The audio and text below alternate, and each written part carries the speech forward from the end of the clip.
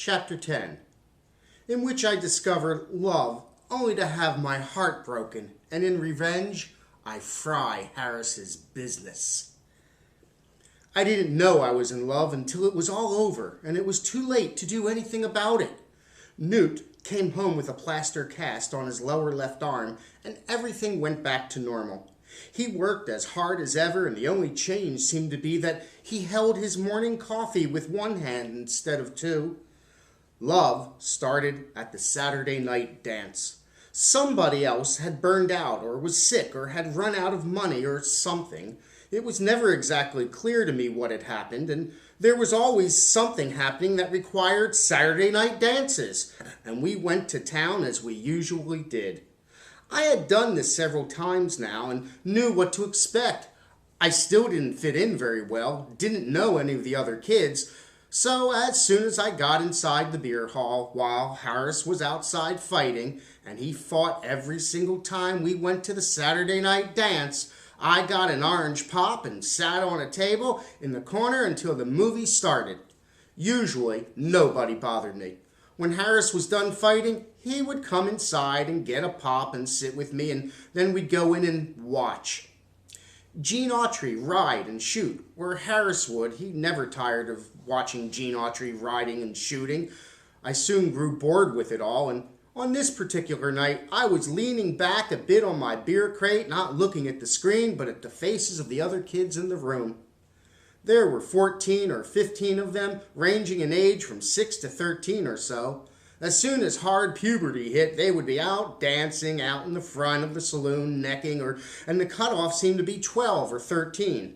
I couldn't believe they never got sick of the movie, and I was watching them watch when I felt somebody doing the same thing to me. And I turned to see the most beautiful girl in the world looking right at me. She had wide blue eyes and blonde hair in braids that hung down her back, and she smiled and didn't look away when I looked at her, and I thought I would die. It was that sudden. I had seen movies where they talked about love at first sight, movies my mother made me sit through, and I was certain that's what was happening here.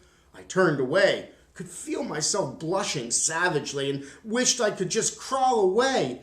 I decided, in fact, to do just that, and made my way to the door and out into the dance room where the music was whanging and whooshing away. It was probably all a mistake. She hadn't really been looking at me, I thought, and took an orange pop and went to my little corner table to watch the dancers.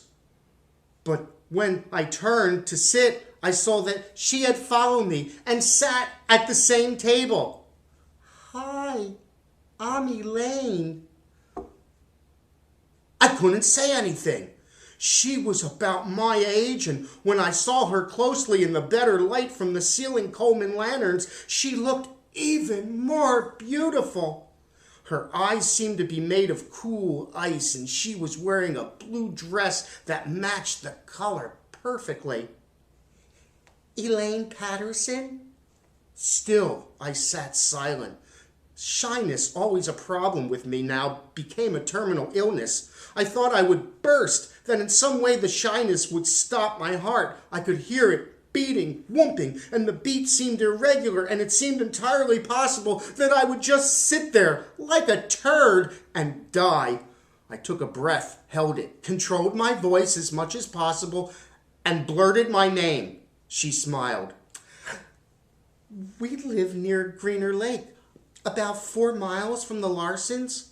I asked her why I hadn't seen her at the movies or thought I did. It came out like this, or something near it. "I've been staying with my grandmother in North Dakota. It's over west of here, 150 miles. She said it like it was another country, and I thought I might tell her that I lived in the Philippines for almost 3 years, and in Texas, and had seen California, and pretty much everything in between, but nothing, absolutely nothing came out. I don't know how long we could have gone on like that. Her talking, me with my tongue clove to the roof of my mouth, wishing I could disappear. But Time kicked in and took over. It was late, and the band started on its last dance, a slow waltz, and the movie was done, and the rest of the kids came out of the back room. Harris spied me instantly and took the situation in a glance. He came up to the table, the ubiquitous bottle of pop in his hand, and plunked down in a chair. I made eye motions at him to leave, but he ignored them and spoke to Elaine. "How do you like my cousin?" She smiled. "He seems nice." Harris shook his head. "That's what I thought, but he ain't right." I pushed at his shoulder. "What do you mean?" she asked. "In the head. He ain't right. It was something to do with when he was born. They cut the cord too fast or something, and his brain didn't get into the light. It happens all the time. Brains got to get into the light or they don't work right. You remember that Severson kid, how he kept leaning left and ate his snot all the time?"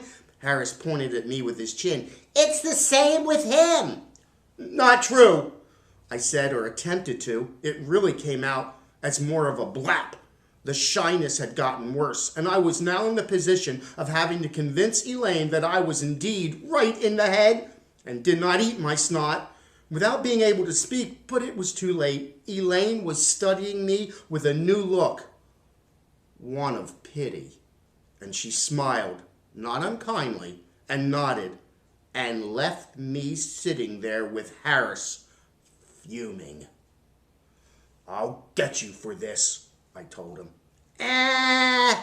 You don't want to mess around with Elaine anyway. Pretty soon she'd just want to go down there all the time, then I'd have nobody to play with, and you'd be hanging around their mailbox hoping to see her. "I'll get you for this," I repeated. "I really will." And as luck would have it, I got my chance the very next day.